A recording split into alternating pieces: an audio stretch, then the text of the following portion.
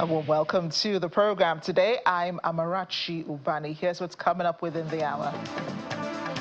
U.S. and Russian officials hold second round of talks, this time in the Turkish city of Istanbul today.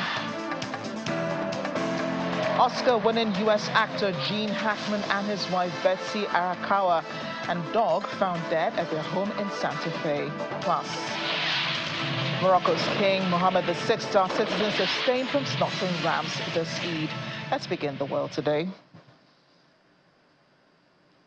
U.S. and Russian officials will be meeting in the Turkish city of Istanbul today to discuss embassy operations with Ukraine off the agenda. Diplomats from both sides are meeting to discuss the operation of their respective embassies in Moscow and in Washington.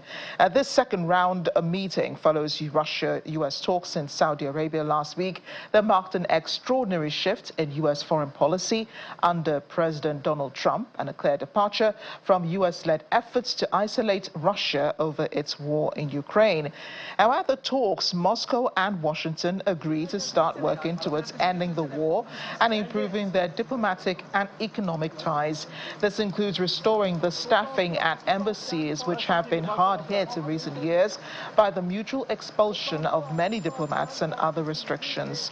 A U.S. embassy official in Ankara confirmed that Ukraine will not be on the agenda in this round of talks. Instead, delegations will discuss issues affecting the operation of their respective diplomatic missions. The meetings that are taking place are a build-up for a leaders' summit. The last time the leaders of Russia and the U.S. came face-to-face was in 2019 in Osaka. The Russian President Vladimir Putin says these round of talks inspire hope that both countries can find common ground in issues including the war in Ukraine. Speaking to the press much earlier today, President Putin said the first contacts with the new U.S. administration give some hope there is a mutual desire to work on restoring relations. President Putin claims that some Western elites are trying to disrupt the new dialogue between Washington and Moscow, saying, "We understand that not everyone is happy with the resumption of Russian-American contacts. Some Western elites are still determined to maintain instability in the world. These forces will try to disrupt or compromise the dialogue that has begun." Adding, "We need to take it into account and use all the possibilities of diplomacy and special services to prevent such attempts." He says the West is beginning to collapse from within and that this is evidenced by the problems in the economy of many Western countries. President Putin also spoke about those territories in Ukraine annexed by Russia, saying that they become subjects of the Russian Federation, which are inscribed in the country's constitution and are an inseparable part of the country. Months after launching its full-scale offensive in February of 2022, Russia declared the annexation of 4 southern and eastern Ukrainian regions: Donetsk, Luhansk, Zaporizhia, and Kherson. It annexed the Crimean Peninsula from Ukraine in 2014. Russian forces control most of the Donetsk and Luhansk region, but only parts of Zaporizhia and Kherson. Moscow also occupies part of the Kharkiv region in northeast Ukraine. Ukrainian President Volodymyr Zelensky has conceded his army lacks resources to reclaim those territories, but says some captured land could be returned through diplomacy. Meanwhile, the Italian Prime Minister Giorgia Meloni says NATO needs to give security guarantees to Ukraine, a comment she made during her visit with the Swedish Prime Minister Ulf Kristersson on Wednesday. She was responding to European leaders saying any deal on peace in Ukraine must provide security guarantees. But U.S. President Donald Trump told his first cabinet meeting also on Wednesday that it was Europe's responsibility. According to the Swedish Prime Minister, we need to promote peace in Europe because this is not just about Ukraine, but about the future of all Europe. We have Italy, which also had the presidency of the G7, and there we talked about how to strengthen just Ukraine using frozen assets from Russia. Meloni also noted that Italy and Sweden had a great convergence of views. Christensen stated that the two countries are well aware of the negative impact of huge immigration flows, while Sweden has adapted policies at the national level, helping it to achieve the lowest number of asylum seekers in order to help protect borderless freedom for Europeans. Now, the U.S. President Donald Trump will be meeting with the British Prime Minister Keir Starmer today, the second European leader he'll be hosting in a week. Keir Starmer had reiterated his call for a U.S. security guarantee in Ukraine to deter Putin from invading again. He comes as the rest of Europe scrambles now to rally support for Ukraine in the face of Russia's aggression. Starmer has suggested that the UK may send military members to Ukraine as a peacekeeping force after truce is agreed by the two countries. But during negotiations over possible minerals deal with Ukraine, President Trump refused so far to assure Ukrainian President Volodymyr Zelensky that the US might do the same. Now, Ukrainian Foreign Minister Andrei Sybiha says that a focus on getting boots on the ground might not even go far enough to guarantee Ukraine's protection. President Trump, still talking about his Ukrainian counterpart, says Zelensky will be ready to sign the minerals deal with the U.S. in exchange for military aid as early as Friday when he visits the White House.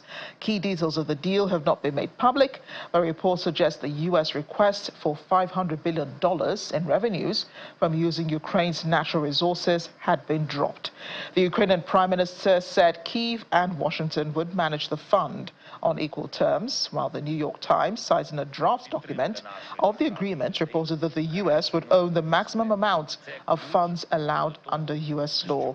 Security guarantees from the U.S. to deter renewed Russian aggression, cited as essential by Zelensky, have also not been made. U.S. President Donald Trump has reiterated that such assurances should be made by Europe and lauded the deal as an opportunity for the U.S. to get a return on the money spent on aid for Ukraine. Zelensky calls a framework agreement upon which he hopes further deals can be made.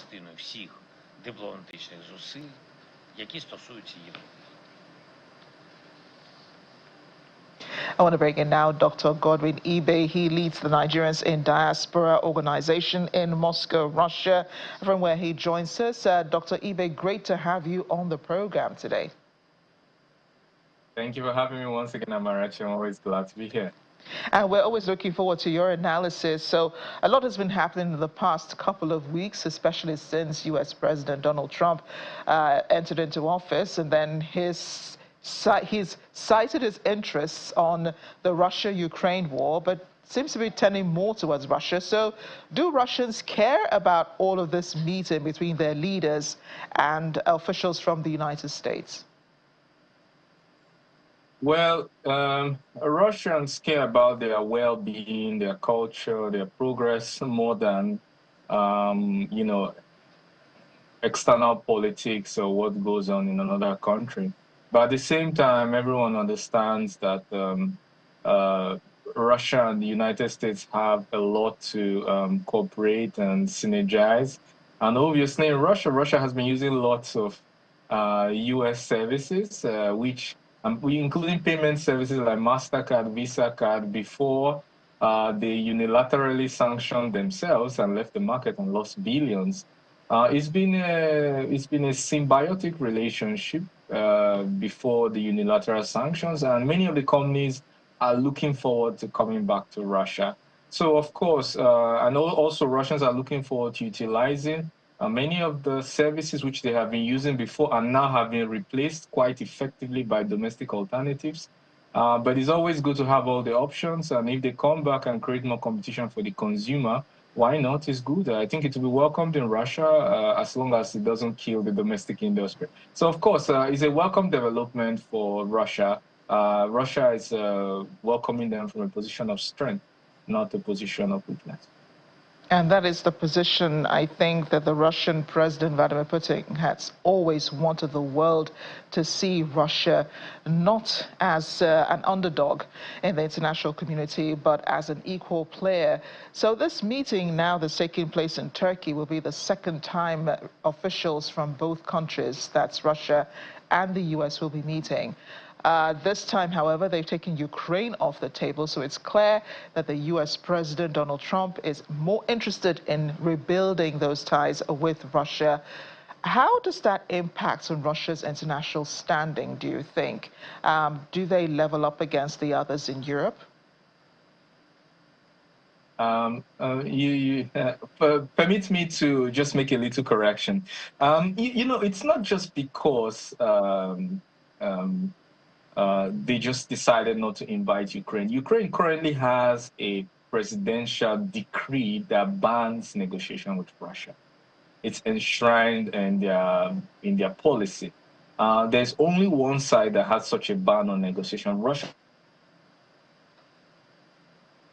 ban, maybe such negotiation can take place. That's the first one. The second reason is because of the change in power in Washington, and the belief that President Donald Trump is somebody that could be reasoned with and negotiated with, is the second reason why Russia is coming to the table in this regard more willingly, because Russia has been through different cycles of betrayal.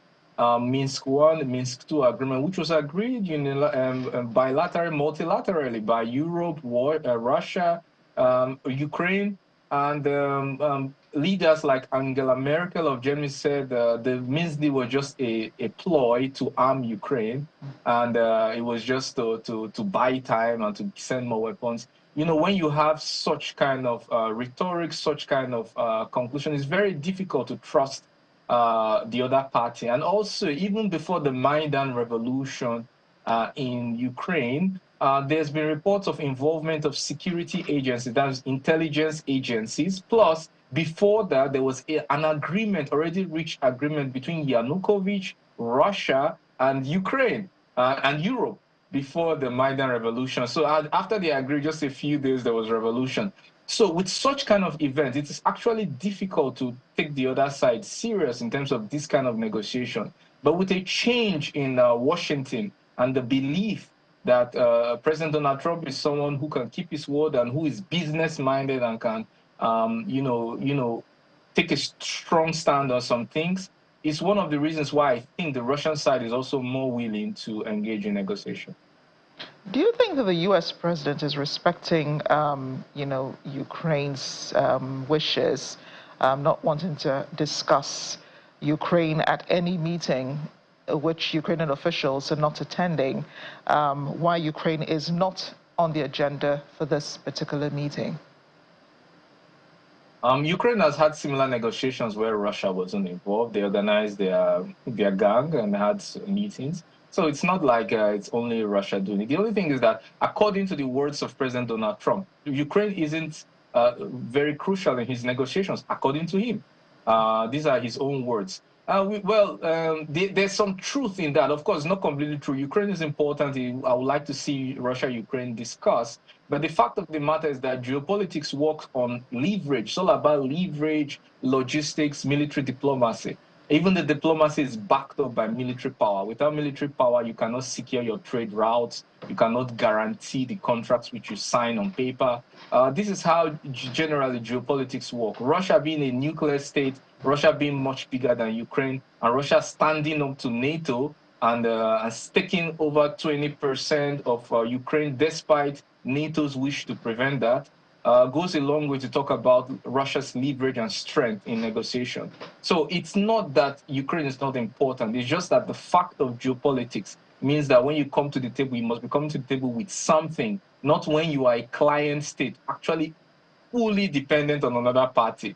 The others won't take your opinion so serious because they can see you are fully dependent. Your economy is fully dependent on an external force. So they'll rather negotiate with that external force, which you are totally dependent on, than for you, the client state. But of course, it would be nice to have them in the negotiation because obviously, for Russian side, for Ukraine side, not every kind of peace is important.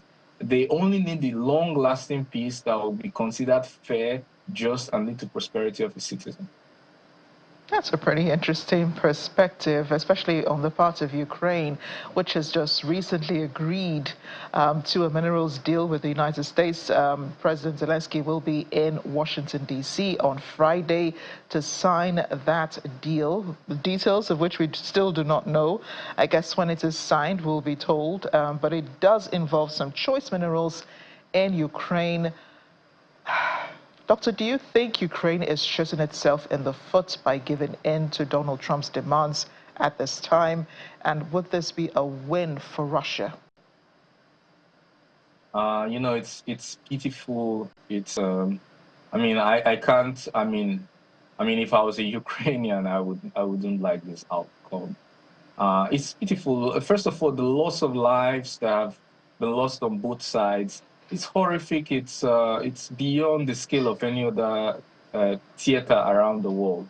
But at the same time, 20% of the territory is gone, of Ukraine is gone. It's now part of Russia, according to the Russian constitution. Also, if there wasn't so much minerals in Ukraine, you can see that some of the parties to this conflict would not even be interested in Ukraine. Yeah. There's so many conflicts around the world that no one is talking about just because they don't have such resources. And also, most of the resources they're interested in is titanium, uranium, neon, nickel, lithium, all these that are important for the electric car industry, and nuclear industry, which are contained in Ukraine, more than half of which were located in Ukraine, more than half of which is now in Russia, at least in Russian-controlled territory or near Russian-controlled territory, more than half. And it's the remaining crumbles, including agriculture and coal, which are spread around the other parts of Ukraine, that the other parties are making sure that they do not lose. So they are trying to stake claim to the remaining 80% of territory, plus less than half of the mineral resources, which are critical to many industries in the West. This is what every side now is trying to, especially the U.S. U.S. don't mind who they get it from, whether they get it from US and Ukraine or they get it from Russia. U.S. doesn't care. U.S. will have the deal with Ukraine. U.S. in the deal with Ukraine, it doesn't include any part controlled by Russia in the Russian constitution. So they will cooperate with Russia. China is also in the play, but they prefer to get it through to develop the parts controlled by Russia. European Union obviously doesn't want to be left in the dust. So everybody is trying to take a slice of the cake. And it's very pitiful to watch. All the rhetorics, all the virtue signaling, how everyone should be saints, to care for lives, we all see that it's all been reduced to a slice of the cake of the mineral resources. And it's very pitiful to see because lives have been lost. So the European leaders haven't come out openly to say they're interested, in Ukraine's wealth. But here they are. There's been a lot of scramble in the background, especially since Donald Trump said he was meeting with, his officials, beg your pardon, not him, but his officials were meeting with Russian officials. We've seen this rally behind the scenes for Ukraine all of a sudden with the French President Emmanuel Macron holding two security summits, trying to get European leaders interested. The European Commission President announcing more military help for Ukraine and all of that. Do you think they're all just paying lip service, knowing what is inevitable at this point? The fact that Ukraine has been decimated and may no longer exist by the time this war ends. One doesn't need both of his brain hemispheres working, or even 360-degree vision to see that a lot of country leaders are having sleepless nights over the U.S. deal. Because Russia's part that it controls and which are part of Russian territory is secured. It's not open for negotiation. The part that is open for negotiation is the part that is left. And when the U.S. takes its part, and it's signed on paper, the others will just be unofficial stakeholders, unofficial stakeholders, because their names are not in the contract. Well, you could see the president of Ukraine boldly saying that the U.S. didn't supply 350 million, they supplied 100 million or something around that figure, trying to equate the U.S. help with Europe's help, to try to give them some leverage in the negotiation. But we all know that the backbone of NATO is U.S., and the U.S. is the one who gives the most aid to Ukraine. And we also know, according to the Polish president, as he has rightly said, there is no way they can continue to support Ukraine without U.S. help. So, Europe is going to get what U.S. leaves for it. There's no question about that. But Russia's part, Russia's claims, Russia's expectations will be met because it is not open for negotiation and it is backed up by military power, and Russia is ready to defend its national interest. It is not open for negotiation. What is open for negotiation is only what Europe will get after US signs its deal with Zelensky. What is the future of NATO, do you think? So here you have NATO's biggest contributor, the United States,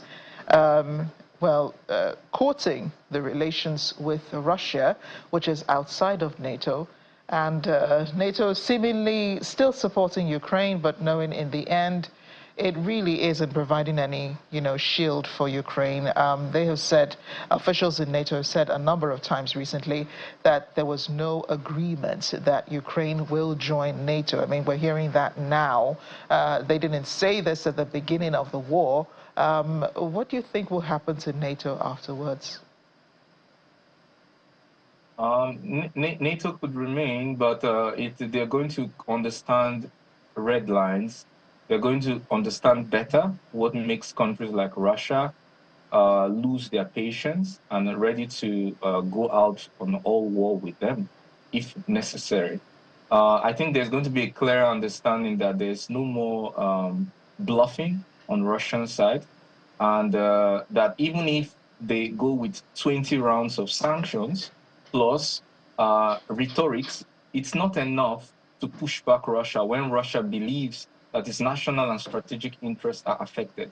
I think there will be a clear realization of that on NATO. And also, after that, obviously, different sides will have their part to play in terms of development, utilization of resources in Ukraine. Of course, there's going to be interest in developing a buffer zone to prevent escalation of any conflict. It's also pretty much clear that at some point, Zelensky will have to leave.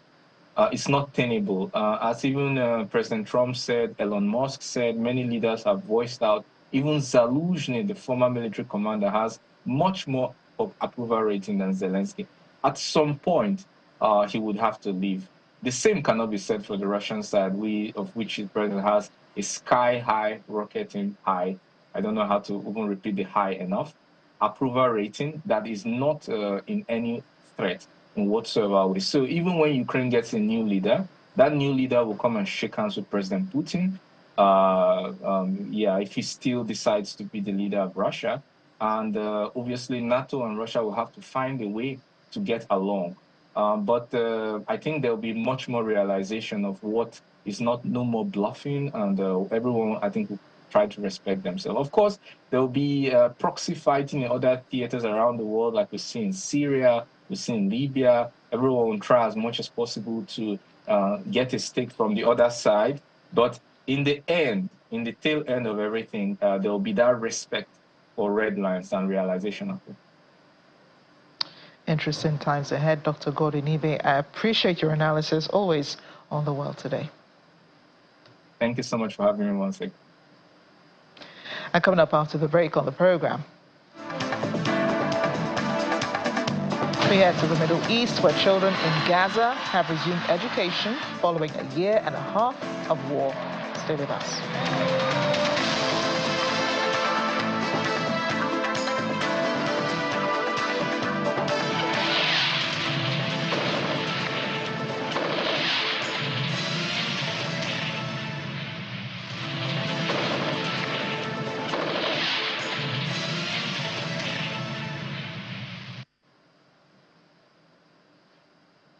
Welcome back to The World Today. Hollywood has been thrown into shock and mourning after 95-year-old Oscar-winning U.S. actor Jean Hackman and his wife Betsy Arakawa and their dog were found dead at their home in Santa Fe, New Mexico.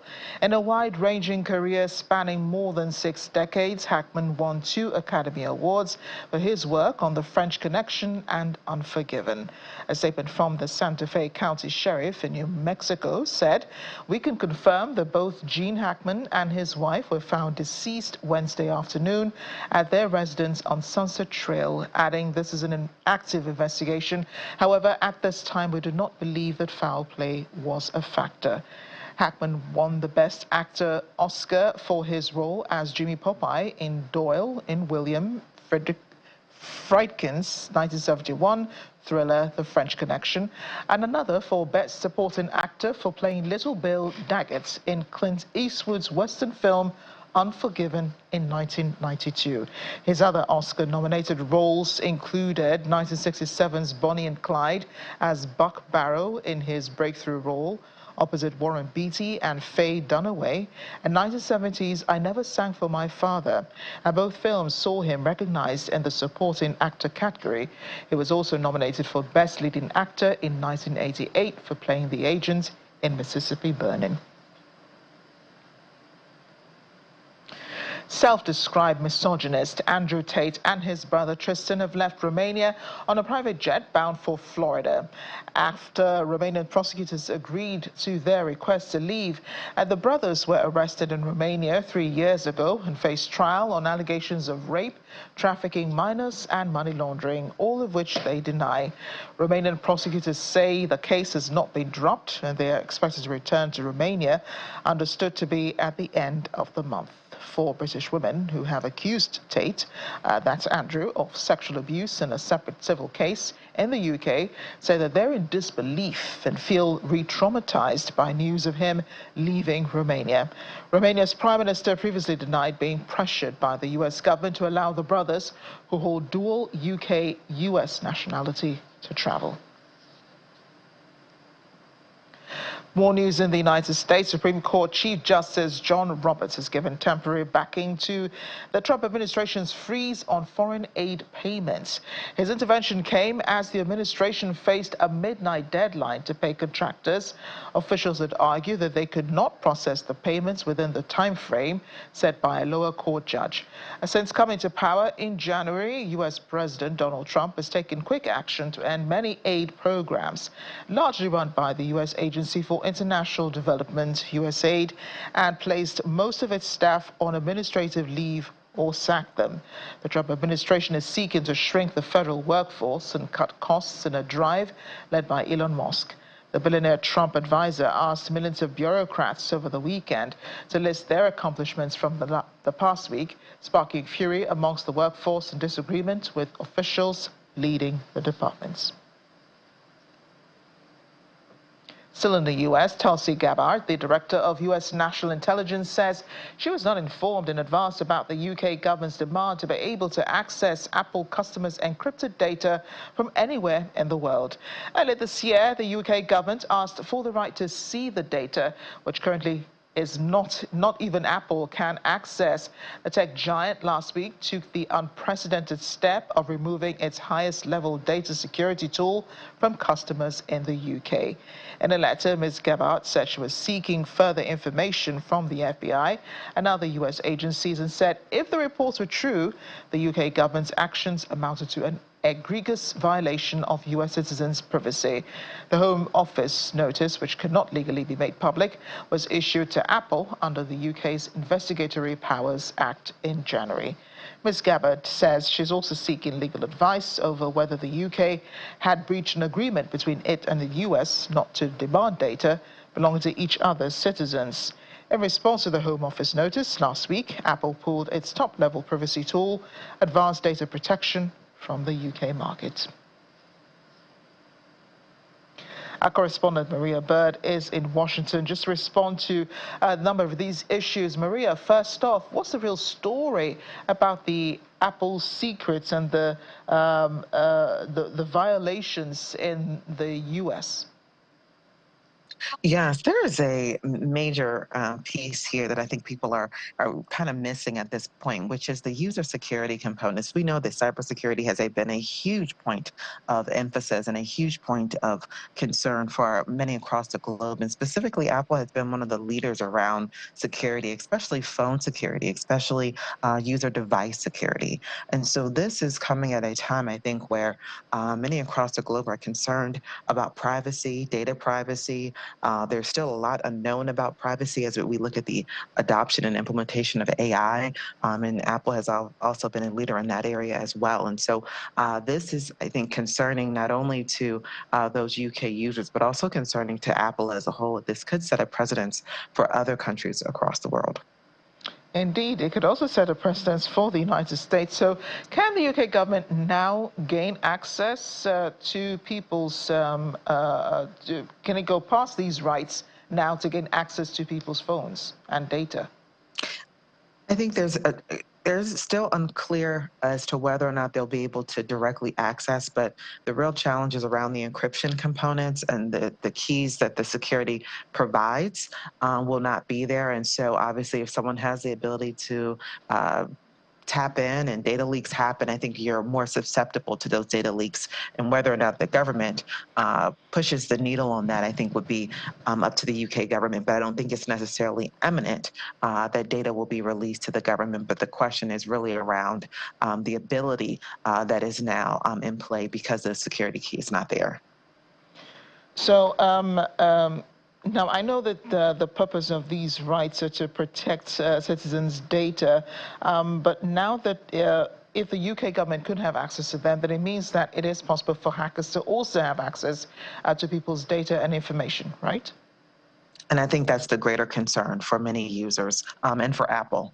We know that we have a large group of individuals who every day find ways to go around and to hack into systems. Apple has a whole cybersecurity and whole security component of their company that works each and every day to try to address security measures. And so I think that this is in a direct response, I think, to what I think many technology companies have been working hard to try to circumvent. Okay, we're now in your area in the United States. Judge Roberts in the news for upholding a temporary backing to the Trump administration's freeze on foreign aid payments. What exactly is the story here, Maria? Well, we know that USAID was one of the agencies that has experienced quite a bit of cut and devastation from those who were working there before. And some of the programming has changed and adjusted, and the focal points and the vision for the new administration has drastically changed from previous administrations. And so what this also means is that there is going to, as the review and assessment and as the changing happens within the U.S. government, this could potentially mean that contractors either going to receive delay in payment or could potentially see a challenge in even receiving payment. As we know, right now there are implications around exactly the services that those contractors provided and their alignment when it happened. It's highly unlikely that individuals that have already performed work will not receive payment for that work. But this is something that obviously many of them are at this time a bit unsure and unclear about.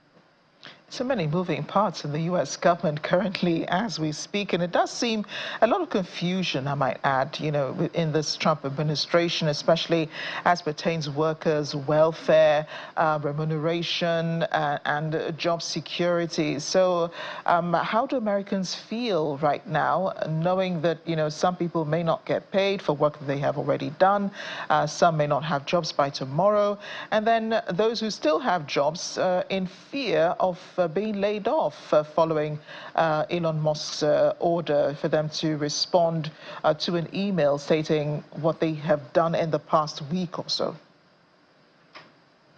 Well, it's uncertain times for sure. I think that is clear and evident, and that's something that many people have been very clear on for quite some time. The question, though, is that whether or not it's uncertain times, the real question is whether or not these uncertain times are going to lead to challenge for people moving forward in the future.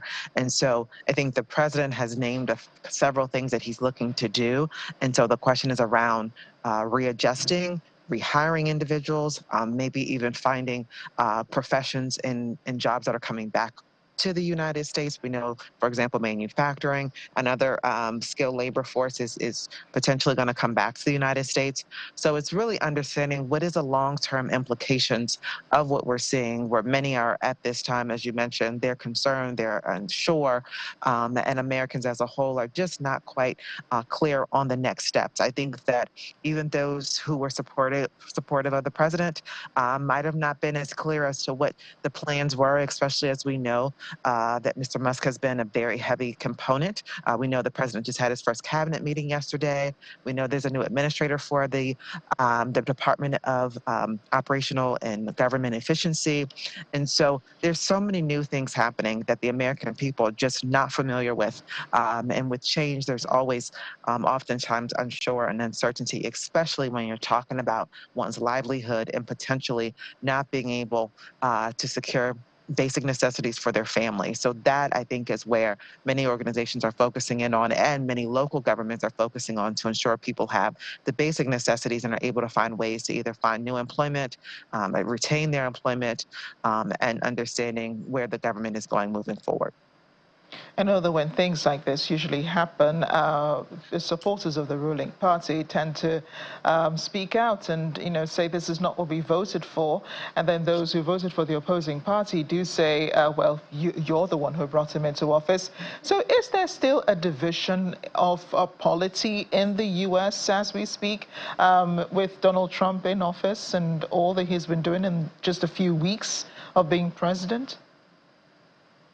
Some division. I think that this is not, this is moving us past political division. I think this is really about ideology.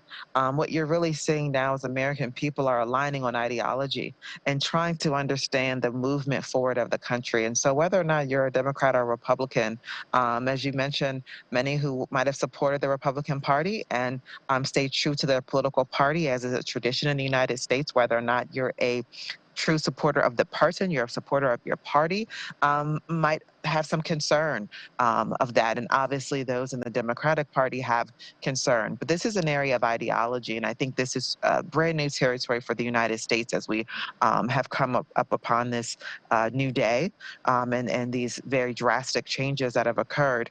And so this is not one that's just looking at politics. This is one that's looking at ideology and the way in which one looks to govern a country. We know the court system have been flooded with court cases, but the question is whether or not they'll be able to enforce, even if they overturn some of the rulings. Interesting times in the United States. Let's quickly talk about Jean Hackman, the U.S. Oscar winner who was found dead. And the way authorities report this, they say he and his wife and their dog were found all dead in their home in Santa Fe. What else are authorities telling the people about the death? Could we rule this as a homicide yet? Well, no one is saying it's a homicide. They are saying it's going to take 4 to 6 weeks to identify the exact cause of death. We do know, though, that this has been a period of time that there was a health and welfare check done at 1:46 on that day, and that's when they were found that they had passed on. And so now the investigation begins. Obviously, neighbors are a bit concerned about actually what happened. You're talking about the 95-year-old and this couple and their dog. And so they have not yet said homicide, that they are stating that they will be continuing the investigation, and it could take up to 4 weeks. Maria, thanks again for bringing us up to speed. To the Middle East now, the Red Cross has returned the body of a Palestinian woman mistakenly identified as Israeli mother Shiri Vivas during a prisoner exchange. Israeli Prime Minister Benjamin Netanyahu had vowed revenge last Friday for what he described as a cruel and malicious violation of the ceasefire agreement after authorities determined that a body released by Hamas was not of the Israeli mother of two boys, as the militant group had promised. The incident raised new doubts about the future of the fragile ceasefire, which has paused over 15 months of war, but is nearing the end of its first phase. In the short term, though, there were indications of the deal's next step, the release of 6 living Israeli hostages on Saturday in exchange for hundreds of Palestinian prisoners would proceed as planned. Hamas suggested in a statement Friday that a mix-up of remains might have occurred after Israel bombed the area where both the Israeli hostages and Palestinians were present. The group said it would conduct a thorough review.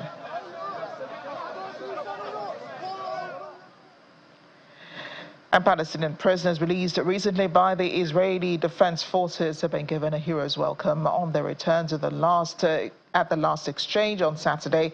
The prisoners were embraced, they were kissed by huge waiting crowds who chanted slogans in celebration. They were released after at least 20 years in Israeli prisons.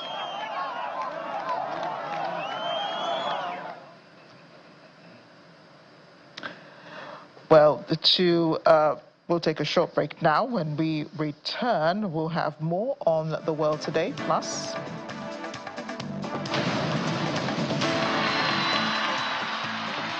swords, snacks, songs characterizing the annual Samurai Festival in Japan. Stay with us.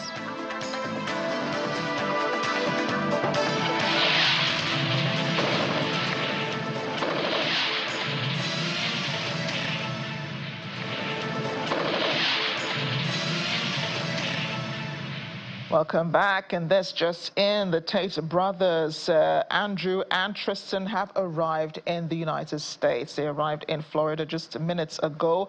The self-described misogynist had left Romania on a private jet bound for Florida after Romanian prosecutors agreed to their request to leave. Romania's Prime Minister previously denied that he was pressured by the U.S. government to allow the brothers, who hold dual UK and U.S. nationality, to travel.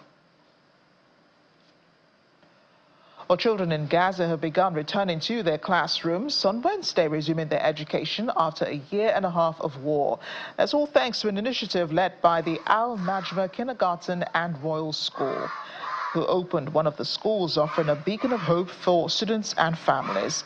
And this video sent in shows children lining up to enter their classrooms while teachers lead them in lively, interactive games. The children were seen sliding in the playgrounds, studying, practicing, writing, and learning the alphabet with guidance from their teachers.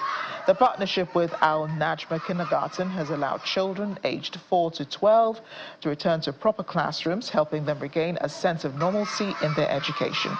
Al-Shesh emphasized the initiative is entirely volunteer-driven, as the school lost 80% of its operational capacity due to the conflict. To maximize access, the school will operate in a rotating system, with each group attending 3 days in a week, ensuring more students can participate. The reopening of schools comes after a ceasefire agreement between Israel and Hamas, brokered by Qatar, Egypt, and the United States. It took effect January 19 of 2025. In South Africa, President Cyril Ramaphosa is emphasizing multilateralism as the only hope to protect weaker nations from the dominance of major powers. He said this during a speech at the G20 finance ministers and central bank governors meeting in Cape Town on Wednesday. It comes after the U.S. failed to attend both the meetings for foreign ministers and those for finance ministers. President Ramaphosa stated that global leaders are not moving quickly enough to address global challenges and protect future generations. Is particularly important as a mechanism, as a way for managing disputes and resolving conflicts. There'll always be disputes, there'll always be conflicts, but as humanity, we've always found a way to resolve those conflicts. It is vital to ensuring that the rights and interests of the vulnerable are not trampled beneath the ambitions of the powerful. Multilateral cooperation is our only hope of overcoming unprecedented challenges, including slow and uneven growth, rising debt burdens and levels, persistent poverty in many parts of the world, and inequality, and the existential threat of climate change. We are not moving quickly enough and even boldly enough to address the challenges that the world is facing. We must collectively target a step change in our efforts to improve the lives of the peoples of the world, but more importantly, to protect future generations. One of the greatest impediments to growth, to development and stability is the persistence of inequality within and between nations. The pursuit of the United Nations Sustainable Development Goal of reducing inequality is as much of an economic imperative as a social imperative. So as the G20, we need deliberate and coordinated efforts to focus on inclusive growth based on responsive trade and investment to grow the incomes of poor nations and the poorest in society. And this we should do in our own selfish interests. We need to ensure equal access to opportunities, especially for women and young people. South African President Cyril Ramaphosa. King Mohammed VI of Morocco has asked residents to abstain from performing the Muslim rite of slaughtering sheep during the Eid al-Adha this year due to a sharp drop in the country's herd. As meat prices soar, 100,000 sheep are being imported from Australia. The leader explains that performing the rite under these difficult circumstances will cause significant harm to large segments of the people, especially those with limited income. Meat shortages are blamed on 7 years of drought. According to official data, herds in Morocco have shrunk by 38% in a decade due to dry pastures. Eid al-Adha, which falls in June, commemorates the willingness of Prophet Ibrahim to sacrifice his son on God's command. Muslims mark the event by slaughtering sheep or other animals and sharing the meat among family and the poor. Back here in Nigeria, in an effort to tackle the growing environmental concerns caused by single-use plastics, the Lagos State government has launched a comprehensive campaign aimed at educating the public and promoting sustainable alternatives. The state special advisor on environment, Mr. Olakunle Akodu, who was at the flag-off ceremony in Alausa, Ikeja, says the campaign is part of the state government's 6-point agenda, which focuses on health and the environment to achieve environmental protection and stability. We have the dignitaries on our high table. Stakeholders in the environmental sector championing the campaign against the use of styrofoam in Lagos State. As part of efforts to reduce the menace of single-use plastics, environmental experts, manufacturers converge on Adeyemi Bera Auditorium to deliberate on how to address the issue. The campaign is a joint effort between the Hefziberian Women Initiatives and the Lagos State Ministry of Environment and Water Resources to tackle the devastating impact of plastic waste on the environment and public health, especially in the bustling metropolis of Lagos, where plastic pollution has become a growing concern. The key message I want us all to take home today is let's break free from styrofoam and single-use plastic and promote a cleaner, healthier, and more sustainable future for all. As the state government phases out the use of styrofoam and single-use plastics, there is the need to promote sustainable alternatives.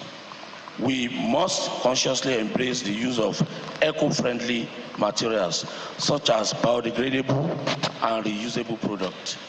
By using this transition, we will reduce waste, pollution, and take a comprehensive approach to build a safe and healthier Lagos for future generations. Youths and students present at the event share their knowledge on the benefit of a clean environment and how to achieve a sustainable future for all. If we want to have a sustainable environment, we must be ready to actually ensure that we close our eyes towards some things. Enhance public health, commuting hygiene such as waste management and clean environment reduces the risk of disease outbreak. The Federal Ministry of Environment is also supporting the ban on styrofoam causing pollution in the environment. This decisive action is not merely a policy change, but a necessity driven by the urgent need to protect our environment from the devastating effects of plastic pollution. This initiative is laudable. I am in full support. 110, and I will also keep advocating and ensuring that the ban stays not just in Lagos State but across the Federation. Styrofoam alone contributes over 870,000 metric tons of waste each year, and the ban on styrofoam and single-use plastics will go a long way to mitigate the effects of plastic waste in the environment, particularly in waterways and other sensitive ecological areas of Lagos. Still in Nigeria, are you wondering if it's possible to have a radio station that serves good music and information on new products, business insights, and the latest trend in innovation and technology? Konga FM, which recently made its debut on the airwaves at 103.7 FM, provides the answer to your questions. Broadcasting from Lagos and streaming globally via kongafm.com, the station is setting a new standard in radio broadcasting. A major highlight on the station is its Shop on Radio, a partnership with Konga.com, which started on February 24.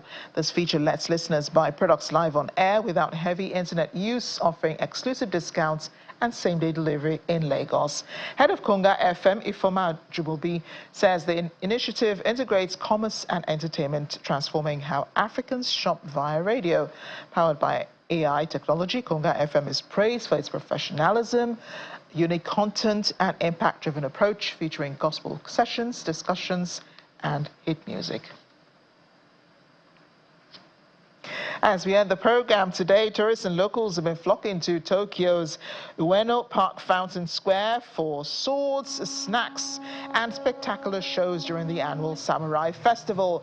Festivities, which concluded on Monday, featured an array of stage events ranging from musical performances to immersive reenactments of iconic moments in history.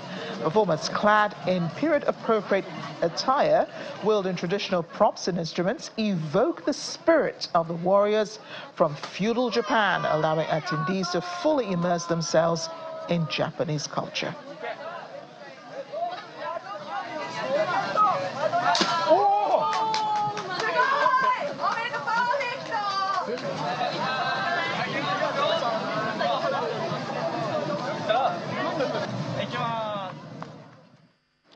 I'm sure that young boy has plans to become a samurai warrior.